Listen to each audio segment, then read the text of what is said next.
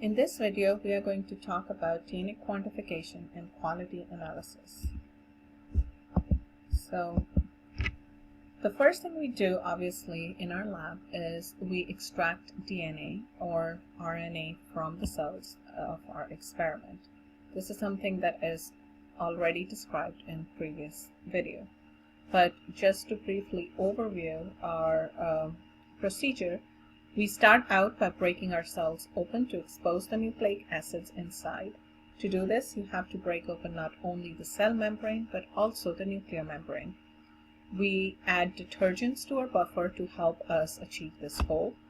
Detergents in our buffers essentially poke holes, make the membranes permeable so the cell contents can spill out. We next separate and or remove our protein fractions by doing multiple steps for this process. The first thing we do is heat our lysate so that the proteins become denatured and become elongated, just their single threads of amino acids. Next, we add chloroform to our mixture so that it can be emulsified and separate into organic and aqueous layers. In doing so, the proteins move into the organic layer while the nucleic acids move to the aqueous layer on top. In between the two layers is a very thin interface layer which contains lipids and other insoluble matter. After removing the aqueous layer to a separate tube, we essentially get rid of the organic layer as well as the insoluble matter present in the interface. And now we have our DNA in that aqueous layer. The DNA can then be further concentrated by using alcohol to precipitate it from the solution. Alcohol reduces the solubility of nucleic acids and thus they precipitate out of that liquid. We can centrifuge to pellet that DNA at the bottom. We also run a couple of wash steps to remove any alcohol-soluble salts and further purify them. The DNA that we have precipitated out. Finally, we will resolubilize the DNA pellet in a small volume of either a salt buffer or millicue water so that we can have concentrated nucleic acids for our downstream applications. Now, how much can we recover, theoretically? Well, each diploid cell in a typical mammalian cell contains approximately 6 picograms of DNA. If you're looking at haploid germ cells like sperms and eggs, they will have half the amount at 3 picograms of DNA. So if you look at an average white blood cell count in a milliliter of blood from an adult, they can range anywhere from 5 to 10 times 10 to the 6 cells per milliliter of blood. We could get a theoretical recovery of DNA per microliter or per milliliter as for our calculations, so that we can take the number of cells multiplied by 6 picograms of DNA, and we would get the range of 30 to 60 nanograms of total DNA that you can recover for every microliter of blood you have. RNA, on the other hand, is slightly different. Depending upon the state of the cell, whether it is metabolically active, whether it's going through cell cycle, whether it is quiescent, it will have different amounts of RNA available inside the cell.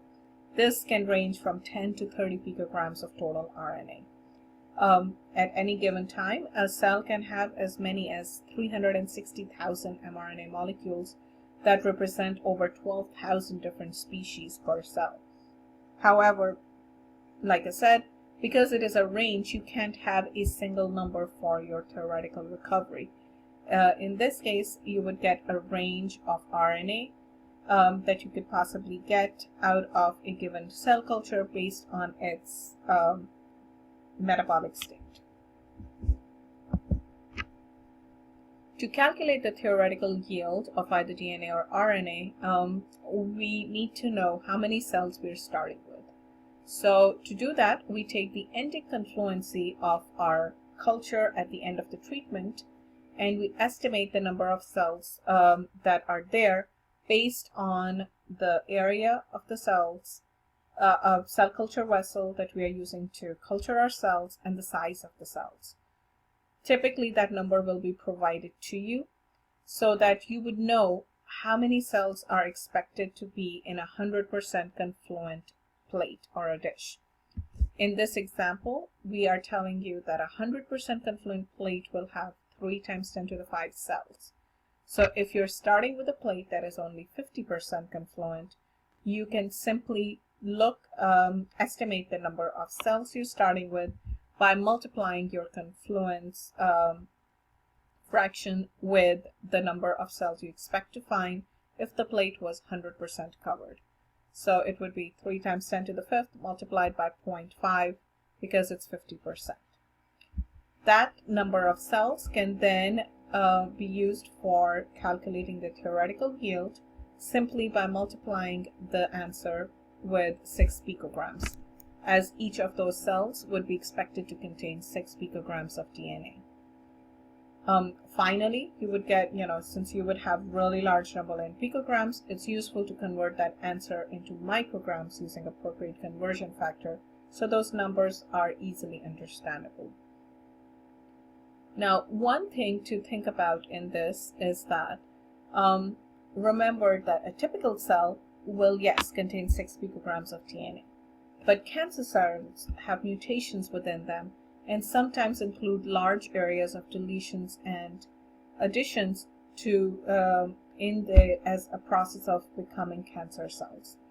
Also, as you treat them with a particular drug, you may be arresting them at a particular point in the cell cycle where the cells it is no longer a simply diploid cell.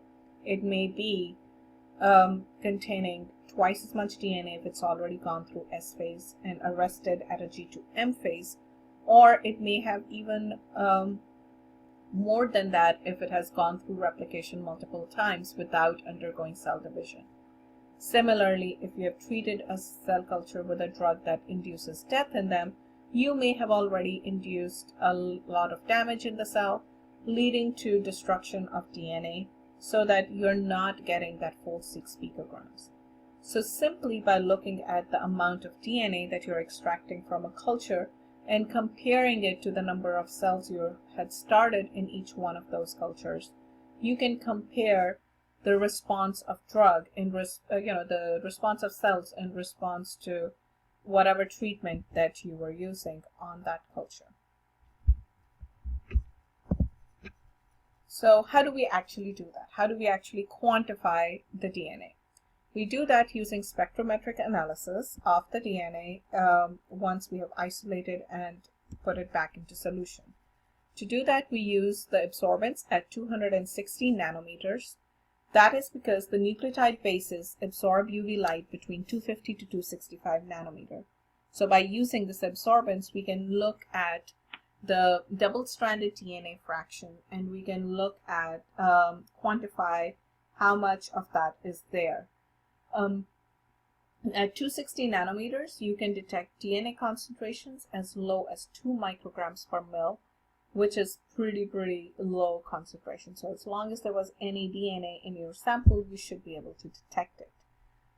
Now, in order to convert the absorbance into actual concentration, we have universal conversion factors for double-stranded DNA and for RNA. For double-stranded DNA, for an absorbance of 1, it equates to 50 micrograms of DNA per milliliter. For RNA, on the other hand, the absorbance of 1 equates to slightly less concentration at 40 micrograms of RNA per milliliter. So we can use these conversion factors as a means to do our quantity estimation. Here is an example of how we would do that. So if you have a small culture of purified DNA and you measure the absorbance of 260 nanometers with a reading of 0.55, we can calculate the concentration by setting up our equation where you have the unknown quantity over the absorbance that we found for our unknown sample.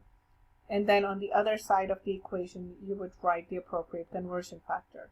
In this case, because it is DNA sample, you would write 50 micrograms of DNA per mil for an absorbance of 1. You isolate your unknown and solve for it using the equation, and you would get 27.5 micrograms of DNA per milliliter. Now this answer is correct for the sample as long as it is undiluted. However, sometimes we extract a lot of DNA and we expect the concentration to be beyond the limits of the spectrophotometer. In that case, we use diluted samples to look at the concentration. So if our sample was diluted 1 to 10, then we need to take that into account when calculating the final DNA concentration in our undiluted sample. So the 27.5 micrograms of DNA per mil that we found was for a 1 to 10 dilution. To convert that first to actual final concentration of DNA in our sample, we would need to divide that by 0.1, or basically the dilution factor, which was the 1 to 10. So when we divide that by 0.1, we end up with 275 micrograms of DNA per milliliter as our final concentration of the original sample. Now that's great, except we usually don't have a milliliter of DNA sample for analysis in our molecular labs. In molecular and cellular biology labs, you have tiny quantities. So we need to be able to convert them into smaller percentages, smaller units that we can directly relate to our actual sample. And in this case, that would be micrograms per microliter of sample. Each milliliter of sample is equivalent to 1,000 microliter. So we will use that conversion factor to convert our sample from micrograms per mil to micrograms per microliter. In this case, it would end up being 0.275 micrograms per microliter.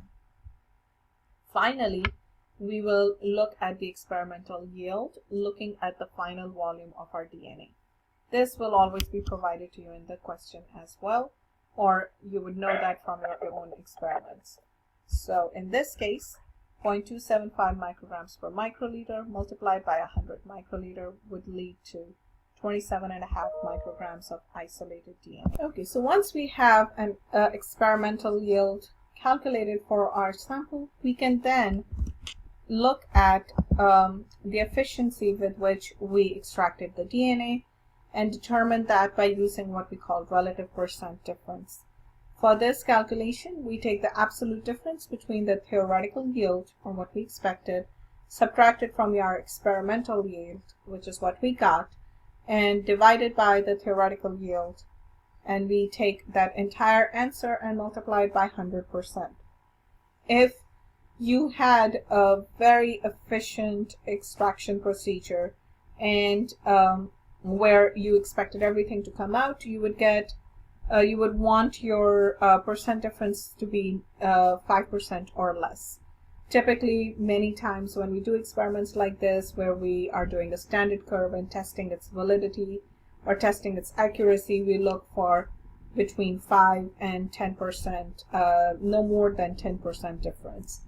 However, in this case, where the experimental procedure, even in the best setting, is not going to give you 100%, it's not so much the percent difference that you're looking for, but rather your consistency.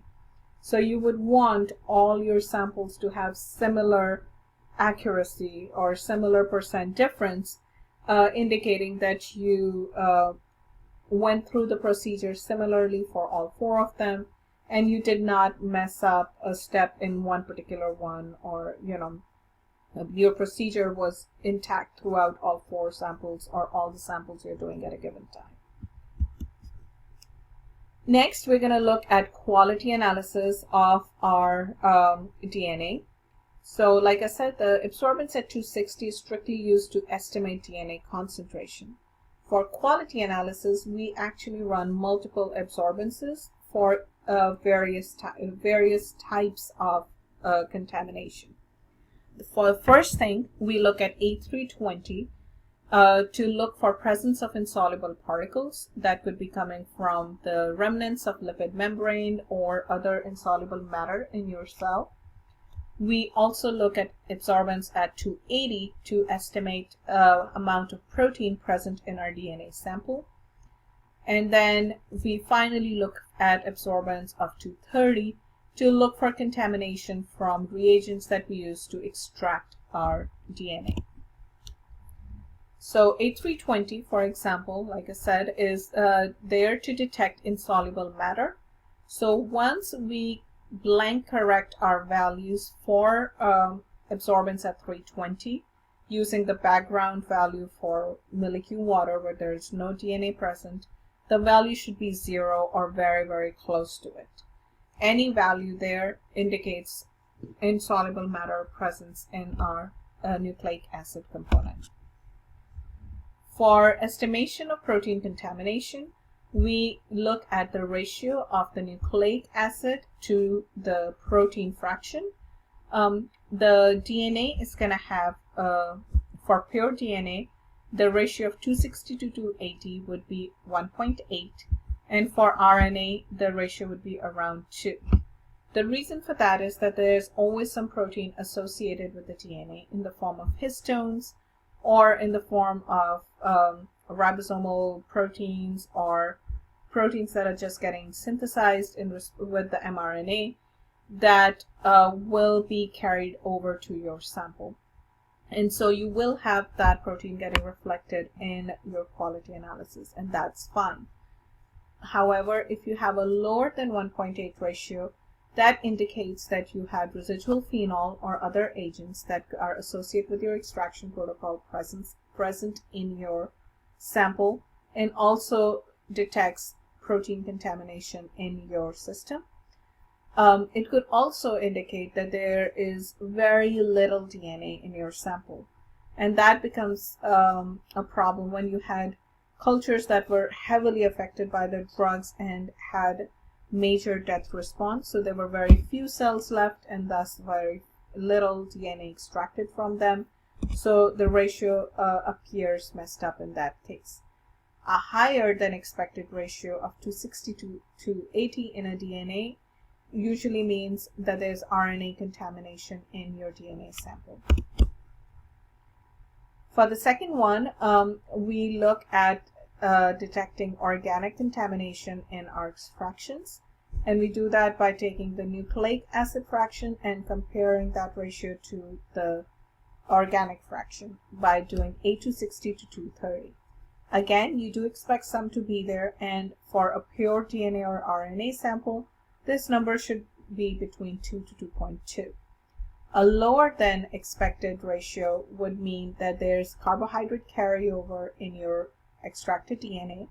This is usually a problem specifically for plant DNA extraction, because they are for bacterial DNA extraction where they have cell walls and other carbohydrate components, major carbohydrate components as part of their structure.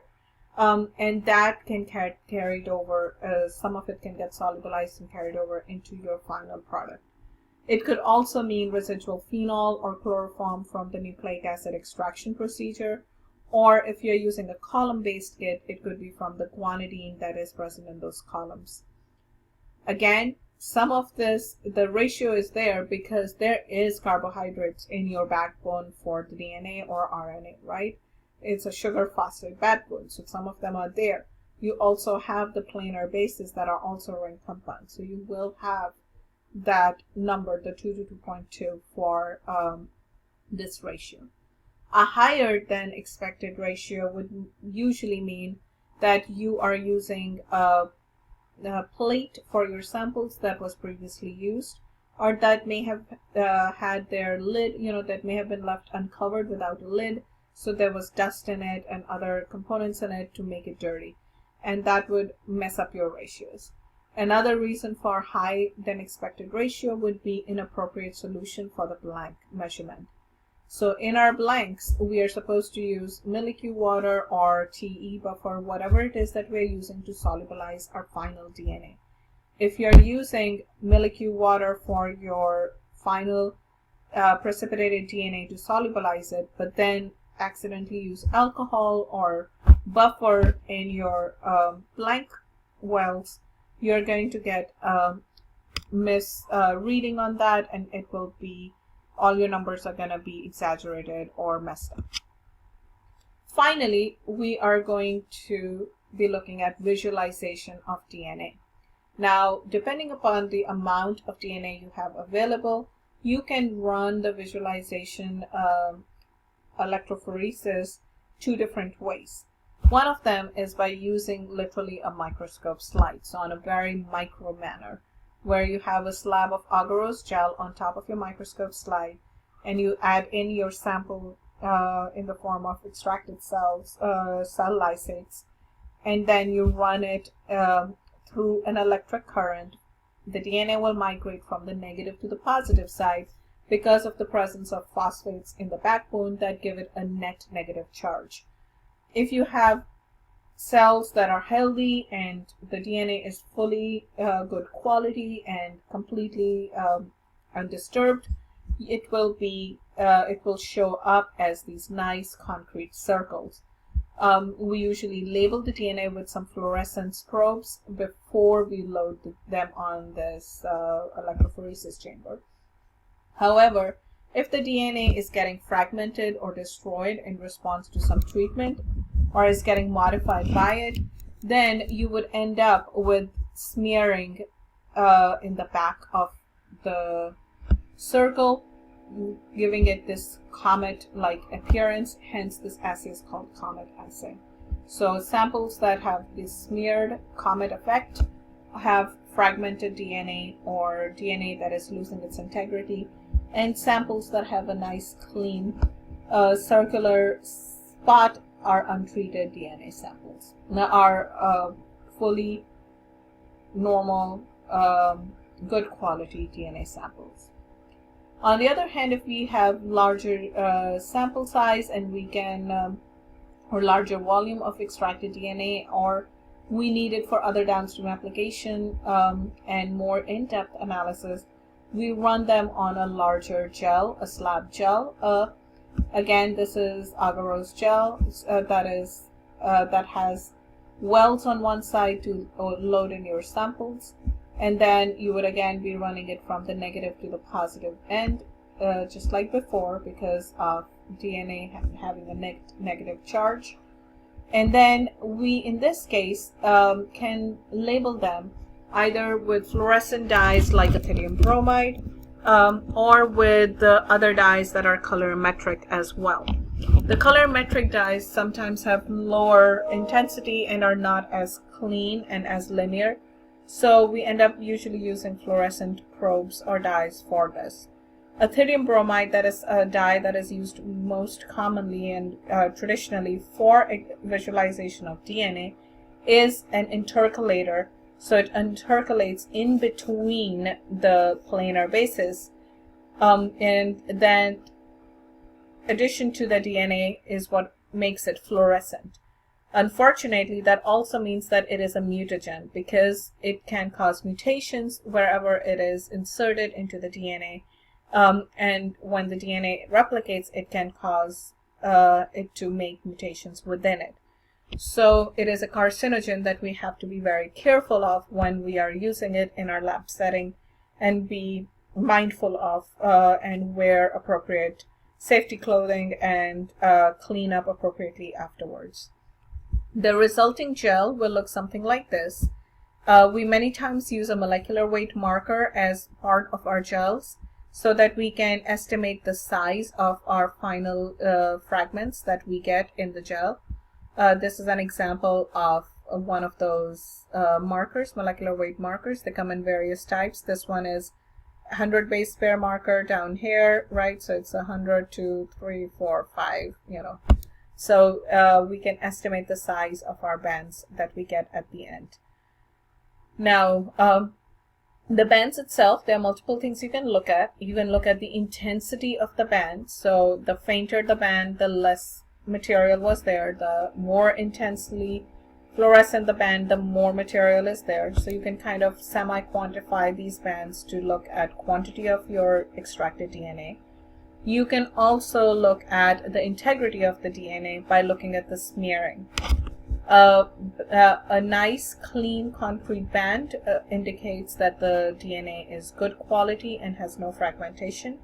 When you start to see these smears, that indicates that there is fragmentation happening in the DNA that is losing its integrity. When you have samples that are undergoing apoptosis specifically, as part of the apoptosis, the DNA gets chewed up in between the histones, and the DNA is wrapped around the histone so that it's about 188 to 200 base pair fragments that you end up with as a result. So what you get is this kind of ladder-like effect in your smear. Now, when we run these gels in a student setting, or in, many times when we even run them in the research setting, if we run them at room temperature rather quickly, what we end up is not a ladder, but just a smear when there is degraded DNA and no clear band indicating that the DNA is largely fragmented. So anytime you're getting smears, that indicates some form of DNA degradation happening. Nice clean concrete bands indicate healthy DNA, no degradation happening. The amount of fluorescence that they show, so the larger and more intense the band, the more DNA is there. You can estimate the size with the molecular weight marker. And then finally, you can look at presence of RNA contamination if you see these fuzzy smears or bands at the bottom of the gel, indicating that there is some RNA contamination carrying over into your sample. So this is how you would interpret a DNA gel. All these methods are going to be practiced in the assignment for this